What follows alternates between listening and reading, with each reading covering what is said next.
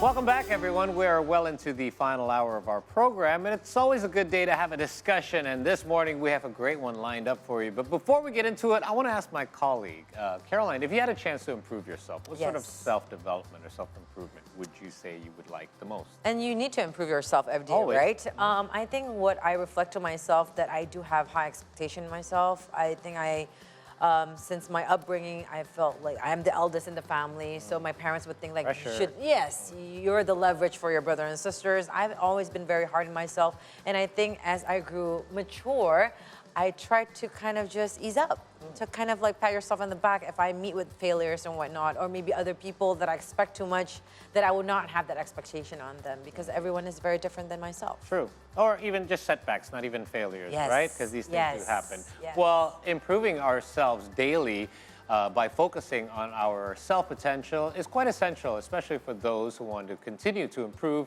in our modern world. Now, this is actually a form of investment for a better career or perhaps even more opportunities for you in the future. Definitely. Now, to know more about the importance of self-development for career success, we're now joined with a psychological counselor and corporate speaker and an entrepreneur all the way from Australia, Rany Moran. Thank you very much, Rany, for being here with us. We're so lucky to have you. Thank you for having me. Thank you for being here. Yeah. So you heard Caroline touch a little bit about how she would like to improve herself. Could you explain a little bit, what is self-development? Is that something that counts or it can contribute towards your self-development? And why is it so important? Okay, absolutely. So in a nutshell, self-development is actually ongoing, a process of learning and improving yourself. Ongoing process that is actually conscious and intentional and active as well, engaging with growth mindset. And usually it involves this process of acquiring new knowledge, developing new skills, in your experience also improving your self-awareness, and then also cultivating positive sort of like attitudes. And important also to acknowledge that self-development must involve the willingness of the person itself to step outside the comfort zone. I see. The willingness to confront your challenges, your obstacles, and then willingness as well to implement motivation and self-discipline. So ultimately, if you want to identify yourself going through self-development, you need to be able to identify that you actively implement the changes in your life, right? On a daily basis or an ongoing basis. It's a lifelong process. And this is what everyone needs to understand. Therefore, I always say key ingredients of self-development, it must involve self-awareness. You have to have goal-setting capability. You have to have persistence, you have to have reflection, and then also feedback as well, basically, right? That's very important. And then one of your other questions is that why is it important, right? It's important because only with self-development we can be the best version of ourselves. We can reach our highest potential, and if we reach our highest potential, you can then improve your relationship in your life, you can reach career advancement, and on top of that you can increase your well-being, your life fulfillment, and contribute as well to the community. What happens if you don't have any self-development, right? You limit your opportunity. And then you also then will engage in problematic behavior and unhelpful thinking style. With your experience, that's perfectionism. When you apply actually unrelenting standards on yourself and others, and punish yourself if you don't achieve that unrealistic sort of like expectations, right? And another most important as well, that if you don't have self-development, you will decrease your adaptability in the volatile world nowadays. The world changes and you don't, basically, right? The world constantly change, a lot of uncertainty, a lot of actually complex factors If you don't do self-development, you become irrelevant, you Yes. become stagnant, you Okay. become Yeah. stuck, right? Yeah, you're not adaptable to the changes. Absolutely. And I love the word that you mentioned just now. It really sticks to me. It's conscious. Because sometimes if you are not conscious and people are giving you the feedback, but you're not conscious yourself, you would not see it. You're just you resist discard. that Yes, feedback, definitely. right? Yeah. Absolutely. Now with self-development and with career, why is this beneficial, and what's the relationship between self-development and also career, you think? Self-development for yourself and self-development for career both are distinct, but yet they are very interrelated, Yeah. right? So how is it different? Self-development for self usually impact all area of life, including as well your health, well-being, relationships, and everything. Could you give us a couple examples? Yeah, this is about you identifying your goals, your limitations, your strength, your weakness, what's holding you back, what's your purpose and meaning in life, right? That is for yourself. Okay. But for career, it's about acquiring specific technical skill and knowledge so you can achieve success in career and then also specific profession. So how is it interconnected? Without the development for your personal, knowing what you're passionate about, your strength and limitations, how can you implement the technical skills and knowledge, right? Vice versa. When you do know yourself well, you then be able to apply what technique and skills needed in life. So it's all interconnected. That's right. And I believe that both is needed in life. Of course. Absolutely. Yeah. Now, the first thing you mentioned, I believe, is the most important step is self-awareness. Yeah. You first need to admit to yourself where I need to improve, and you Yeah. need to identify your weaknesses. So how do we do that? How do we identify our weaknesses? A lot of people are out there being oblivious to this entire thing, and next thing you know, they're being left behind by technology. Sometimes in it's their very career. hard too. To Correct. reflect So yourself. how do you take that very first step? Be honest with yourself, Okay. Yeah. right? A lot of us, we are actually in denial. Yeah, it's pride sometimes. Because we are ingrained with this sort of like mindset, admitting that there is something wrong or lacking in you, it means that I fail. Yes. It means that I'm not equipped in this life. So for a survival mechanism and protecting yourself from the fear of failure, it is easier and safer to not acknowledging it, Yeah. right? Yeah. And the second as well is to have that courage to identify what is my meaning of success? What is my meaning of happiness? Not everyone else's narrative or the social narrative that we learn, okay, success needs to be this definition. No, identify your need and your wants. Is your reality aligned with your expectation or not? That's the first step, basically. Okay. So do the steps then go our self-awareness in regards to our personal self-development, then to our career development? Is that how it usually works? I would recommend that. Okay. From the in to out. Yeah, Right? because then if Yep. you know what you Because it will want. affect, it will attract when you're becoming more positive in yourself, Yeah. and it will ingrain all the positive energy too. That's Yeah. what I believe. Yeah, and a lot of misconception about self-development as well is that putting a lot of importance on external factors. Right.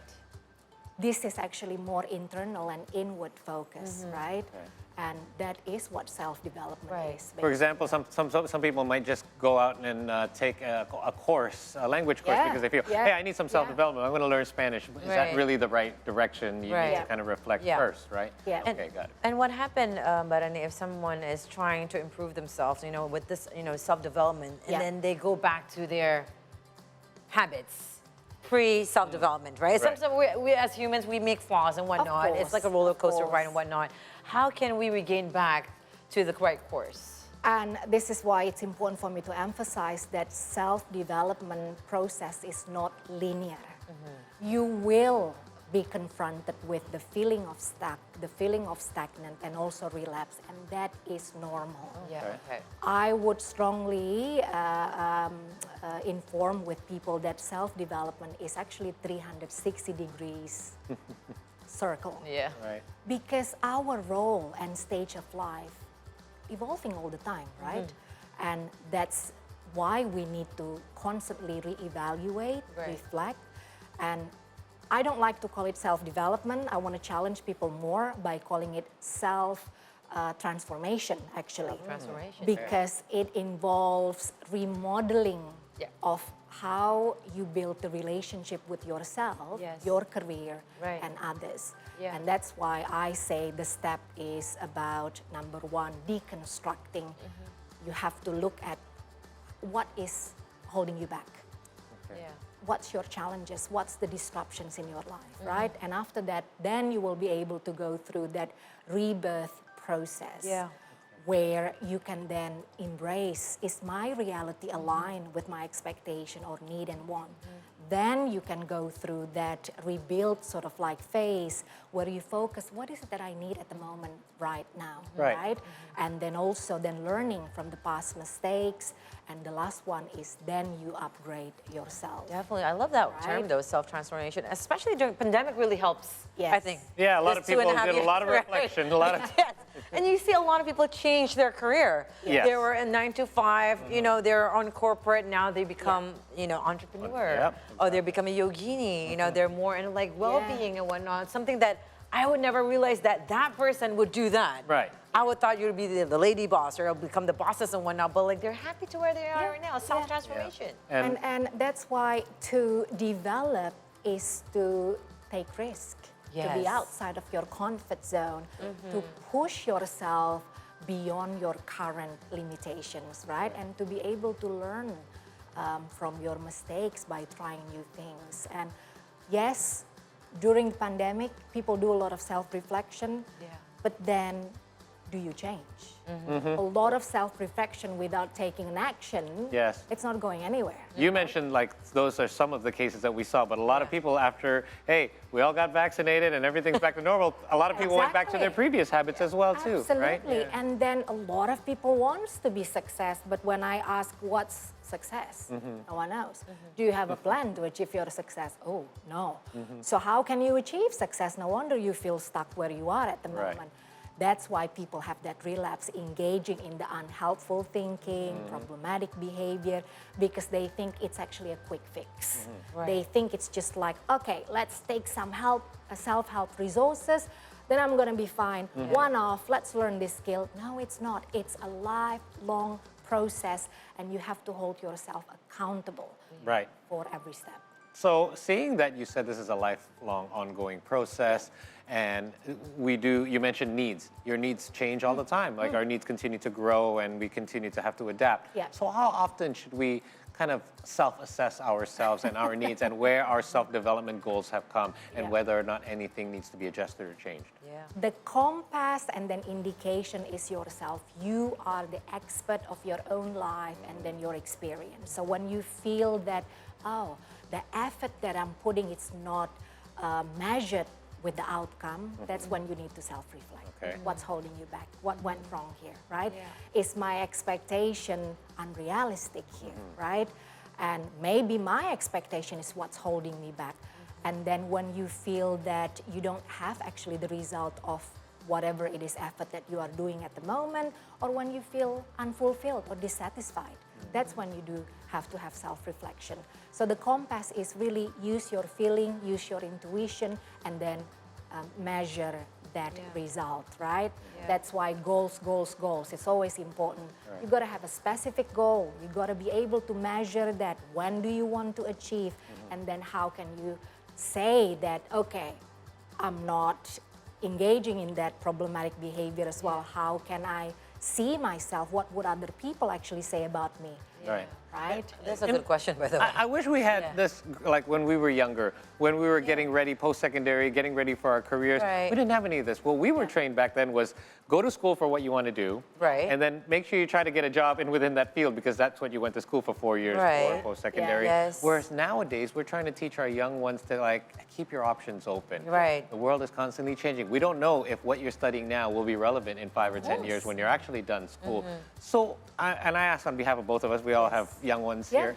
yeah. How do we approach this with our young ones so that they start self-development earlier in life so that they will be more prepared, I guess, for any Yes. sort of changes in their lives or careers when it gets time to it? Yeah. Absolutely. And then the point that we need to focus on is by equipping our young ones with high emotional intelligence. Ooh. So not only hard skills like what we do, right? Okay. Tutor, go to school, Right. do good in these specific subjects, but then what happened when they finish with their university, they don't even know what they want. True. And then what they studied becomes irrelevant, and then what, Yeah. right? So building that resilience towards changes, resilience towards resistance is what will equip our children to survive and thrive Yeah. in the ever-changing world, basically, right? And be their support system. Of course. Because self-development is not about being your perfect self. No one is Yeah. perfect, Absolutely. right? Yeah. Agree. Not about being and fitting into one specific expectation or box, but it's about identifying what is my strength, what's Yes. my unique selling point, Correct. and persistent in pursuing that. Yeah. That's the only way to Yeah. succeed, right? Right. And be their support system.